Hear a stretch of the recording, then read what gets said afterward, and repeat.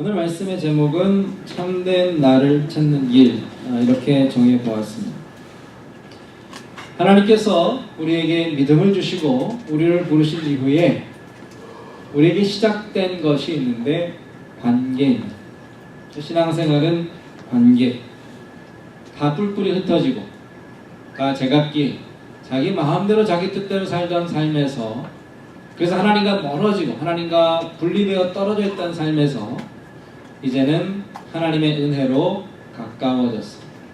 위로는 하나님과 가까워졌고 또 주의 이웃들과 하나가 되는 그러한 일들이 믿음 안에 하나님의 은혜 가운데 이루어진다, 그렇게 말씀을 드렸습니다. 그러니까 성도님들은 한 가지 기억하셔야 돼요. 모든 믿는 자들, 하나님의 자녀들은 절대로 혼자가 아닙니다. 외롭다라고 느끼셔도 나는 혼자가 아니라, 적어도 누가 함께 하시죠?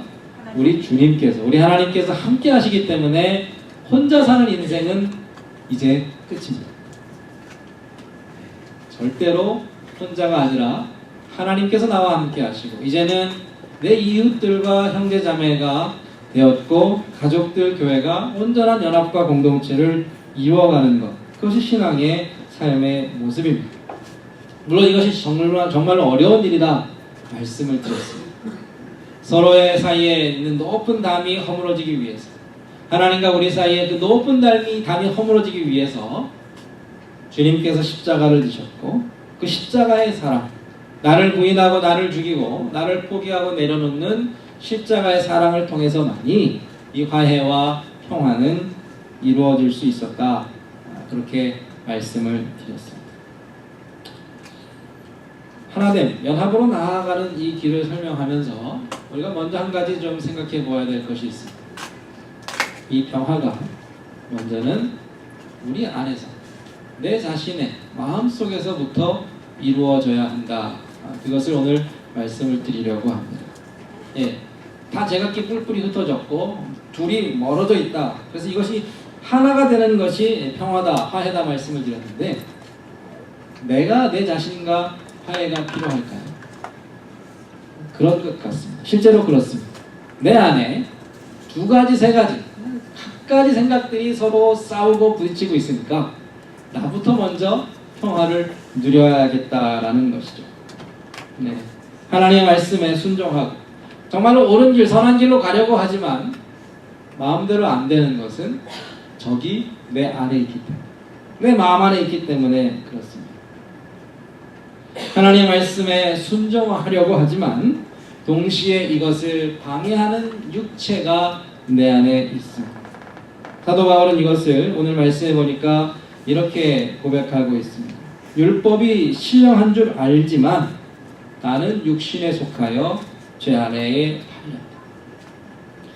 율법, 곧 하나님의 말씀이 선한 것은 잘 알고 있지만 나는 육체에 속해 있기 때문에, 죄 아래에 사로잡혀 있기 때문에 내가 원하는 선을 행할 수 없다. 도리어 내가 미워하는 악을 행한다. 이것이 사도 바울만의 고백일까요? 우리의 고백은 아닙니까? 우리의 고백도 그렇습니다.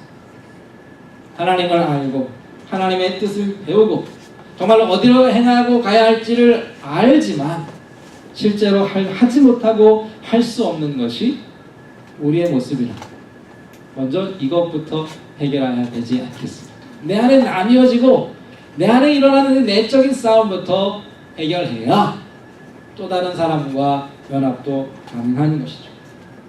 성경에는 이러한 자기 모습, 내 안에 있는 이 갈등에 대해서 많이 말씀합니다. 마가복음 9장 24절에 보면 예수님께 한 아버지가 찾아오는데 자기 아들이 귀신에 들려서 정신적인 문제가 있어서 좀 도와달라고 찾아왔어요. 근데 먼저는 예수님의 제자들이 있었는데 제자들이 그 아이를 고치지 못합니다. 예수님이 오시니까 아버지가 뭐라 그래요? 혹시 당신이라도 고칠 수 있으면 고쳐달라. 예수님이 그 아버지를 책망하죠. 할 수 있거든이 무슨 말이냐? 믿는 자에게는 늙지 못할 일이 없느니라. 그러니까 그 아버지가 곧바로 마음과 태도를 바꿔서 제가 믿습니다. 하는데 이런 말을 덧붙이죠. 나의 믿음 없음을 도우소서. 믿지만 한편으로는 믿지 못하는 것입니다. 우리도 그렇습니다. 하나님 앞에 기도하죠. 기도한다는 것은 하나님을 믿으니까 기도하잖아요. 그런데 기도하고 난 다음에 여전히 의심하고 염려하고 불안해합니다. 믿지만 또 믿지 못하는 이 두 가지 다른 상반된 모습이 우리 속에 있다라는 것입니다. 예수님께서 당시 예수님을 따르던 사람들에게 이렇게 책망하실 때가 있습니다. 너희가 입술로는 나를 공경하는데 마음은 내게서 참 멀다. 무슨 말이에요? 입으로는 하나님의 말씀을 줄줄줄 암송하고 겉으로는 여러 가지 좋은 일들을 많이 하고 여러 가지 규칙과 법도와 율법을 잘 지키는 그 마음을 예수님께서 보시니까 마음에 뭐가 있어요? 악하고 더러운 것이 가득하다라는 거죠. 그러니까 과연 너희가 하나님을 공경하느냐? 하나님을 잘 믿고 있느냐? 입술은 하나님과 가까운 것 같은데 겉모습은 하나님과 정말 가까운 것 같은데 속마음은 아직도 멀다. 주님께서 그렇게 그들에게 또 어쩌면 우리에게 책망하고 계시는지 모릅니다. 나는 정말 하나님을 사랑하는가? 아니면 하나님을 두려워하고 멀리하는가? 예수님께서 이런 말씀도 하셨습니다. 한 사람이 두 주인을 섬기지 못한다. 여기서 두 주인이 뭐예요? 하나님과 세상, 하나님과 재물, 하나님과 돈을 겸하여 함께 섬기지 못한다 말씀하셨거든요. 그러니까 어쩌면 성도라고 스스로 생각하지만 하나님 말고 다른 것도 사랑하고 있을지 모른다라는 것이죠. 그러면 하나님께서 우리에게 묻지 않으시겠습니까? 너 정말 나 사랑하는 거 맞니? 나만 사랑하고 나만 섬기는 거 맞니? 물어보실 수 있습니다. 아니 우리 스스로 질문할 수 있습니다. 나는 정말 주님을 사랑합니다. 하나님을 믿는다고 하면서 다른 것도 정말로 절대적인 주인을 섬기듯이 맹목적으로 따르고 거기에 사로잡혀 살아간다면 우리는 어찌하면 좋겠습니까?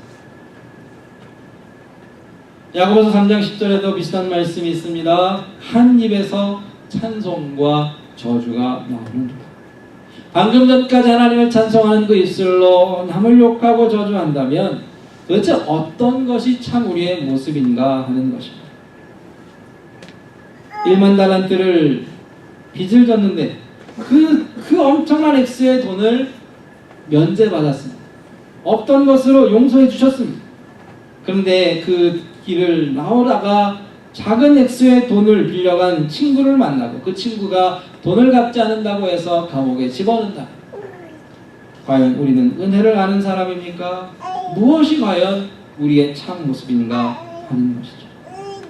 우리는 하나님을 사랑하고 하나님과 가까이 하기를 원하지만 그러나 너무 가까워지는 것은 불편해할 수 있습니다. 무슨 말이죠? 하나님과 적당한 거리를 두고 주님을 따라갈 때가 많이 있습니다.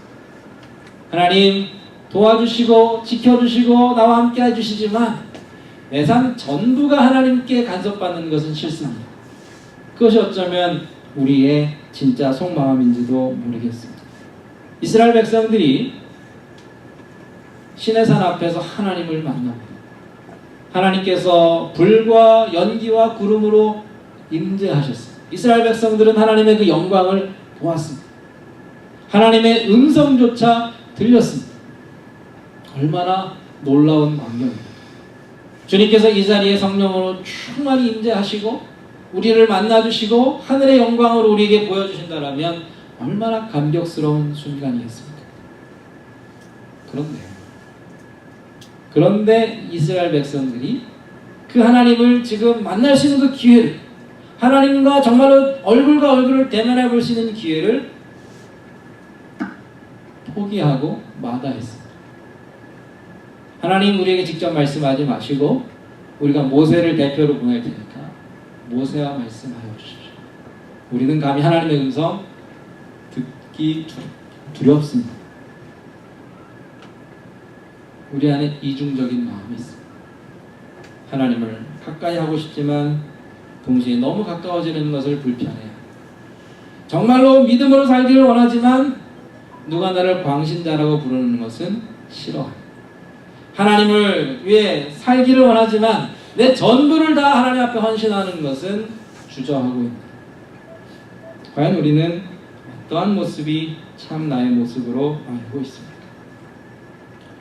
우리 안에 두 가지 다른 모습이 존재하는 것은 어쩌면 우리가 외식이란 거짓 신앙을 갖고 있기 때문일 수도 있습니다. 잘 들으시기 바랍니다. 디모데전서 6장 5절에 보면 사람들이 경건, 믿음은, 신앙을 자기 이익의 도구로 사용한다, 그렇게 이야기했어요. 신앙생활하는 목적이 뭐예요? 내 이익을 위한 것입니까? 하나님을 사랑하는 것이, 하나님 사랑하면 뭔가 떨어지는 것이 있어서 그런 것은 아니겠죠. 신앙 자체가 목적이 아닙니까? 하나님 자체가 목적이 되어야 되지 않겠습니까? 그런데 실제로는 신앙생활조차도 자기의 욕심을 채우는 도구로 생각한다. 여기서 우리는 두 가지 마음이 충돌하게 되는 것입니다.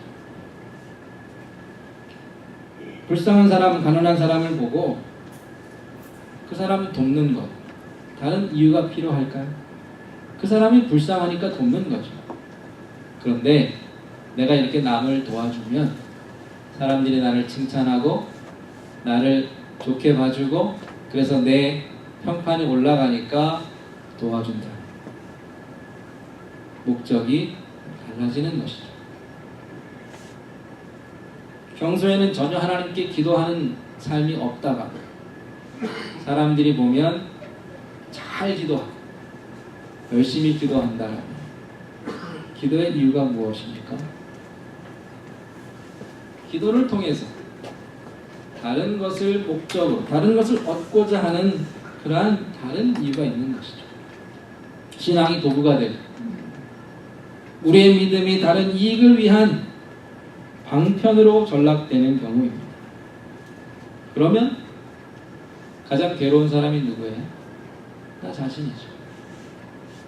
열심히 하다가도 남들이 칭찬 안 해주고 남들이 알아주지 않으면 실망하고 낙심하고 팽개쳐 버리는 것이, 그것이 우리의 신앙생활이 될 수 있다는 겁니다. 하나님 자체가 목적이 되어서 누가 뭐라 그래도 하나님을 사랑하고 정말로 주님의 말씀에 순종하는 것이 자체가 목적이 되어서 다른 사람 다 그 길 가지 않아도 나는 이 길 가는 것, 그것이 참 신앙인데, 그래서 내가 보상을 얻고 그래서 내가 칭찬을 받고 그래서 내가 좀 더 나아 보인다라면, 그것을 위해 신앙생활 한다라면 정말 우리가 얻어야 할 그 목적을 잃어버릴 수 있게 되는 것이죠. 하나님의 자리에 다른 것이 와 있기 때문에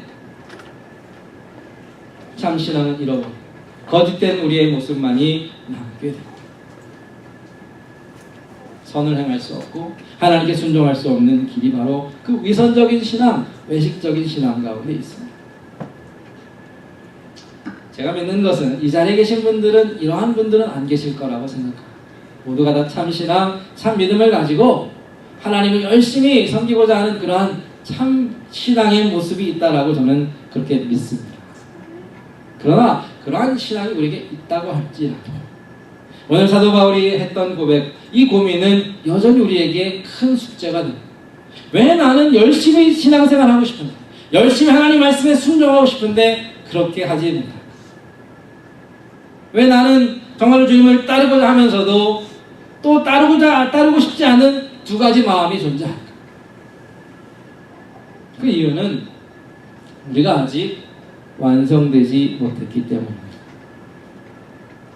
하나님의 말씀이 우리 가운데 심겨졌고 마치 씨앗이 땅에 심겨지는 것처럼 우리의 마음에 들어왔지만 이 말씀이 자라서 큰 나무가 되고 온전한 열매를 맺기까지는 시간이 필요합니다.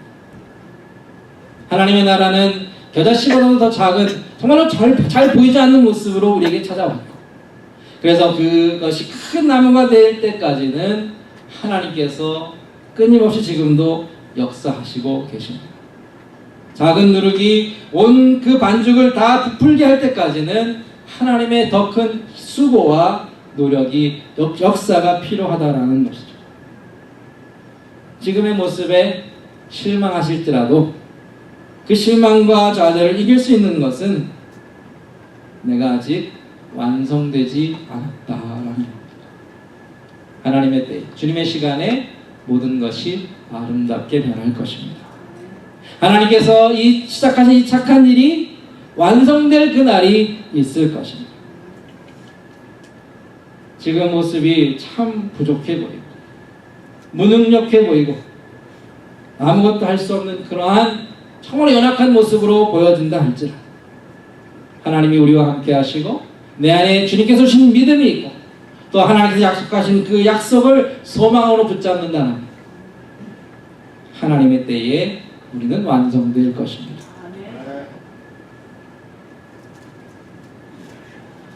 이러한 생각과 믿음을 가지고 오늘 말씀을 다시 한번 좀 살펴보시면 로마서 7장 14절부터 17절의 말씀, 많이 들어왔던 말씀이지만 우리가 오해하거나 또 잘 이해할 수 없는 그런 내용들이 있는 것을 알게 됩니다. 15절에 보면 내가 행하는 것을 내가 알지 못한다 그랬는데 이 말을 어떻게 이해하면 좋을까요? 내가 하는 행동을 내가 모른다. 바보도 아니고 지금 내가 하고 있는 일을 왜 몰라요? 또 무슨 말씀을 하시냐면 내가 원하는 것은 안 하고 내가 미워하는 것은 한다 그랬어요. 아니 내가 원하지 않으면 안 하면 그만. 내가 원하면 또 하면 되는. 오늘 말씀은 이상한 말씀을 하십니다. 내가 하는 것도 내가 모르겠고 내가 하고 싶지 않은 것을 하고 있고 내가 하려고 하는 것은 못하는 그러한 일들이 왜 일어나고 있는가? 간단해 보이는 이 일이 사실은 복잡합니다. 우리 인생이 복잡하고 또 사람 마음이 참 복잡해요. 단순해 보이지만 나도 내 자신을 알지 못할 때가 많이 있거든. 먼저 내가 원하는 거, 내가 원하는 게 뭔지 아세요? 정말 나는 뭘 원할까? 이런 질문 해보셨습니까? 아이들하고 밥 먹으러 갈 때 뭐 먹을래? 이 질문만큼 어려운 질문 없습니다. 너 오늘 뭐 하고 싶어? 늘 듣는 대답이 뭐예요? 모른다. I don't know. 내가 뭘 원하는지를 모릅니다. 알면 하겠는데 정말로 알 수 없는 것이 사람의 마음이고 내가 나를 이해하는 것만큼 어려운 일이 없습니다. 예를 들어서 이 아이들이 방학이잖아요. 오늘 엄마 아빠가 큰 마음 먹고 내가 오늘은 너희들 하고 싶은 대로 해. 뭐 게임을 하고 싶으면 게임을 하고 잠을 자고 싶으면 잠을 자고 너희들 하고 싶은 대로 해봐. 신나죠? 아침부터 뭐 아이들이 뭘 할지 눈에 그려집니다. 뻔합니다. 네. 그래서 하루 종일 정말로 아이들이 하고 싶은 대로 했어요. 내일 한번 해보세요. 그리고 저녁에 한번 곰곰이 생각해보세요. 정말 행복한가? 이상하지 않습니까? 내가 하고 싶은 대로 하면 만족스럽고 행복해야 되는데 그래서 그렇게 해보니까 잠깐 즐거웠는지 몰라도 정말 그게 내가 원하는 것이 맞았나 후회될 때가 많아요. 어른들도 피곤하시잖아요. 요즘 일을 많이 하고 바쁘셔서 힘드시잖아요. 내일은 그냥 아무것도 하지 말고 내가 하루 종일 잠만 자겠다. 지금 그런 마음 있으신 분도 계시죠. 저도 그런데 매일 내가 오늘 하루 종일 잠만 자야 되겠다. 한번 주무셔 보세요. 내일. 그리고 밤에 일어나셔서 정말 내가 행복합니다. 이게 정말 내가 원하는 것이야. 순간적인 만족은 있을지 몰라도 우리는 늘 이 질문을 하면서 살아가. 나는 무엇을 원하는가? 그러니까 오늘 말씀이 맞아요. 내가 행하는 것을 내가 알지 못한다. 내가 원하는 것은 행하지 않고 도리어 미워하는 것은 행한다라는 말은 출발 자체거든. 우리는 무엇이 정말로 중요한지, 내가 정말로 무엇이 필요한지, 내가 정말 원하는 것이 무엇인지 알지 못하기 때문에 늘 혼란스럽고 늘 실수하고 실패하고 후회하는 삶을 살아갈 수밖에 없는 것입니다. 두 번째 문제는 원하는 것을 안다고 해도 우리에게는 그 원하는 것을 할 수 있는 능력이 없습니다. 하나님의 은혜로 우리는 인생의 목적을 발견했습니다. 인생의 참 의미가 무엇인지를 하나님의 말씀을 통해 알게 되었습니다. 하나님을 사랑하고 하나님께서 주시는 영생을 누리며 주님을 늘 사랑하고 주님을 섬기는 것, 하나님을 예배하고 하나님을 영화롭게 하고 우리에 있는 이웃들을 사랑하고 그들과 한 교회로 연합하는 것, 성경의 여러 가지 말씀을 통하여 우리의 인생의 목적과 하나님께서 주시는 그 삶의 이유를 찾고 발견했습니다. 이제 알았으니까, 정답을 배웠으니까, 들었으니까 그대로 살면 되겠는데, 문제는 알수록 순종하기 어렵다. 내가 정말로 필요한 것을 배웠음에도 불구하고 그것을 행할 수 있는 능력이 우리에게는 조금도 없다라는 것입니다.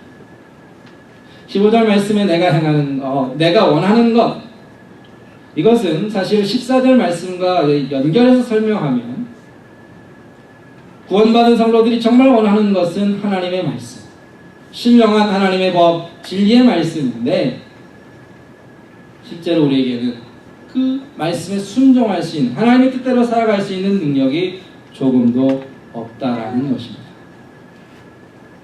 이것이 우리의 딜레마죠. 당시 사도 바울이 만났던 사람들은 크게 두 종류의 사람들입니다.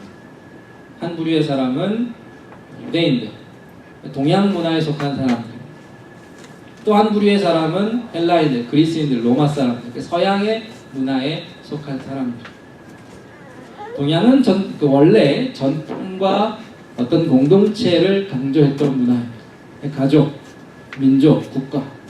그래서 전통이 가르치는 규범과 규율을 잘 지켜서 그 공동체를, 특별히 믿음의 공동체를 잘 세워나가며 궁극적으로 최후에 마지막에는 완벽한 세상을 만들 수 있다. 그 질서와 관계를 강조했던 그러한 문화가 동양 문화, 유대인들의 문화가 그랬습니다.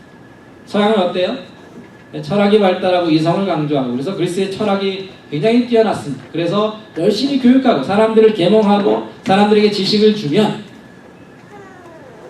그러면 저들 안에 참 인생의 의미와 행복을 찾을 수 있을 것이다. 교육을 강조하고 또 전통과 어떤 공동체와 훈련을 강조했다. 그래서 각자의 방법으로 인생의 문제를 해결해 보려고 했지만 사도 바울은 뭐라고 합니까? 유대인이나 헬라인 모두 다 하나님의 말씀에 그 진리에 이를 수 없다라는 그 문제는 동일하다라는 것입니다. 역사적으로 이것은 증명되었습니다. 유대인들이든 로마인, 그리스인들이든 그들은 인생의 문제를 해결하지 못하고 멸망하고 말하죠. 지금도 사람들은 여러 가지 다른 방법으로 자신의 한계를 극복해 보려고, 자신의 무지함을 어떻게든 조금 교육해 보려고, 더 나은 삶을 살려고 애를 쓰지만, 그러나 우리는 늘 제자리로 돌아옵니다. 거기는 어디죠? 우리는 할 수 없다는 것입니다. 성도님들, 다시 한번 이 사실을 기억하셨으면 좋겠어요. 내 힘으로 안 됩니다. 내 인생의 문제는 내 힘으로 해결할 수 없습니다. 많이 해봤고 더 많이 노력하지만 노력할수록 되지 않는 것이 내 안에 있는 문제, 성령이 죄라고 말씀하는 우리의 무능력, 선을 행하지 못하는 이 무능력을 해결할 수 있는 힘은 우리에게 전혀 없다라는 사실입니다. 이제는 그 수고와 그 노력을 멈추셔야 합니다. 나 혼자 내 주먹으로 내 지식으로 해결해 보려고 하는 그 시도를, 그 어리석은 시도를 멈추셔야 합니다.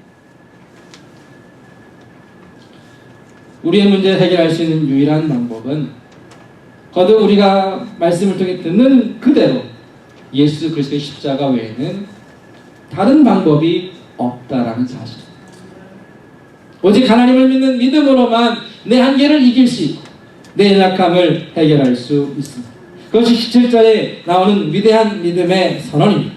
17절 말씀을 다시 보시면 이제는 그것을 행하는 자가 내가 아니요 내 속에 거하는 죄입니다. 이게 무슨 말씀입니까? 믿음으로, 예수님을 믿는 믿음으로 내 문제를 해결해야 하는데 17절 안에 그 믿음의 고백이 담겨 있습니다. 그것을 행하는 자, 그 악한 것, 내가 미워하는 것, 하나님께서 싫어하시는 것을 행하는 자는 내가 아니요 내 속에 거하는 죄니라.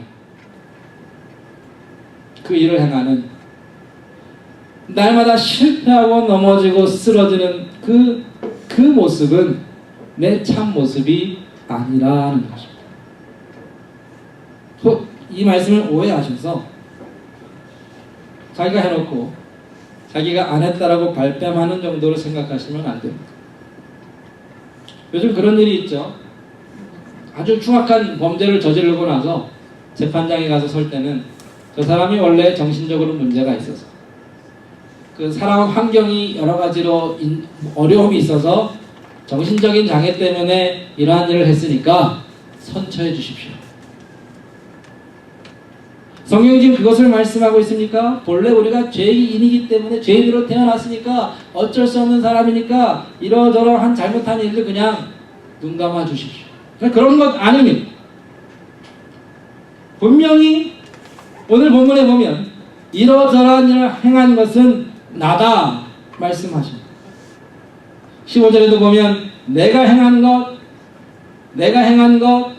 16절에도 내가 행한 것, 17절에도 결국 행한 것은 나입니다. 거짓말을 했건 남의 것을 빼앗았건 다른 사람을 미워했건 그 모든 죄를 저지른 사람은 분명히 나입니다. 우리는 17절에서 믿음으로 그것은 내가 아니다라고 선언하고 있는 것입니다. 더 정확하게 말씀드리면 그 나의 모습은 이미 옛사람의 모습이고 이제 믿음으로 죽어야 하고 사라져야 하고 결국 멸망한 과거의 나이다라고 선언하고 있는 것입니다. 그러면 참 나의 모습은 무엇입니까? 하나님께서 주신 새로운 생명, 예수 그리스도와 연합한 새로운 인생, 하나님과 함께 영원히 살 새로운 피조물인 그 모습이 진정한 나의 모습이다라고 선언하고 있는 것이죠. 조금 어렵게 들으실지 모르지만 이것을 우리는 종말론적 신앙이다. 어떤 신앙이라고요? 종말론적 신앙. 따라하겠습니다. 종말론적 신앙. 종말론적 신앙. 이것은 뭐냐 하면 믿음으로 아직 일어나지 않는 앞으로 완성될 날을 바라보는 것입니다. 지금은 아직 내가 덜 되었지만 10년 후, 20년 후, 아니 하나님 앞에 선 그날의 내 모습은 늘 넘어지고 쓰러지는 이 모습이 아니라 주님께서 완성하실 모습, 승리한 모습이 참 나의 모습이다라고 믿음으로 소망으로 바라보는 것입니다. 하나님의 나라는 시작되었습니다. 아직 완성되지 않았지만 완성될 것입니다. 우리는 아직 이루어지지 않은 그 하나님의 나라를 믿음으로 바라봅니다. 믿음으로 바라볼 때 그것은 이미 이루어진 사실이고 진리입니다. 아직 나의 모습이 완성되지 않았지만 불완전하지만 늘 범죄함으로 넘어지지만 하나님께서 나를 이 모양 이 꼴로 놔두지 않으실 것입니다. 반드시 나를 바꾸시고 변화시키셔서 궁극적으로 그날에는 주님과 같은 모습, 완전한 모습, 정과 흠이 없는 온전한 모습으로 나를 세워주실 것입니다. 그러니까 지금 절망하지 않는 것이죠. 지금 이 쓰러진 나는, 실패한 나는 참 나의 모습이 아니기 때문에 내가 이것을 믿음으로 부정하고 부인하고 나는 옛사람으로 죽었다라고 내가 하나님 앞에 선언한다는 그 모습은 결국 사라지고 말 것입니다. 내가 정말로 미워하는 나의 행위들은 없어질 것입니다. 내가 증오하고 가증스럽게 여기는 그 모든 죄악된 행동들은 내 삶에서 떨어져 나갈 것입니다. 나의 연약함은 사라지고 예수 그리스도 안에서 나는 온전하게 될 것입니다. 이것이 믿음입니다. 이것은 소망, 하나님께서 주신 약속을 붙잡는 것이죠.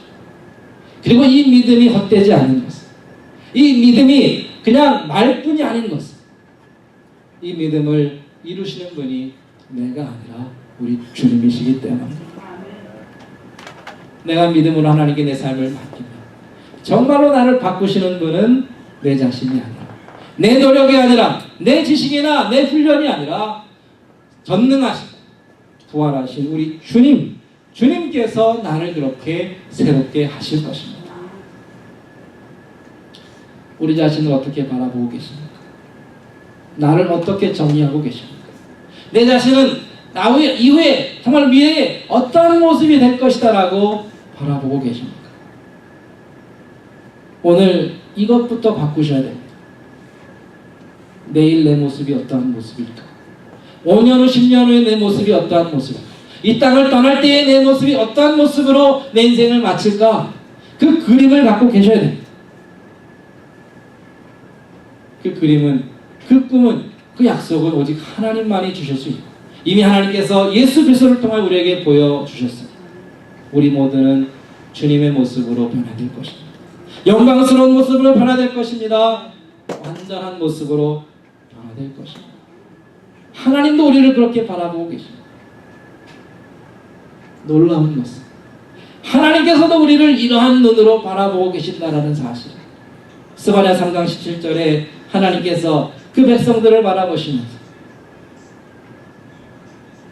너로 말미암아 기쁨을 이기지 못하시며 너를 잠잠히 사랑하시며 너로 말미암아 즐거이 부르며 기뻐하시리로다. 하나님께서 은혜교회 성도님들 한 분 한 분을 바라보시면서 즐거이 노래하고 춤추시며 기뻐하십니다. 사랑스러운 눈으로 우리를 바라보십니다. 왜 그렇습니까?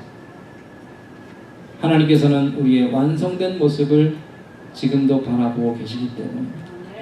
하나님의 전능하신 가운데 우리는 지금 이 모습이 아니라 미래의 온전한 모습입니다. 이스라엘 백성들이 부패하고 타락하고 범죄한 이제 하나님의 심판과 진노와 그 형벌을 받을 그러한 순간에 놓여 있지만 하나님은 여전히 그 백성들을 바라보시면서도 이 약속의 말씀을 주셨습니다. 주 여호와가 너희 가운데 계신 그런 구원을 베푸실 전능자 그가 너로 인하여 즐거움을 부르며 기뻐하시리라 그 말씀을 주셨다. 혹 우리가 지금 조금 부족하고 아니 많이 모자랄지라도 하나님은 우리를 사랑하십니다. 우리를 완성하십니다. 주님의 날에 그 모든 것이 아름답게 변화될 것입니다.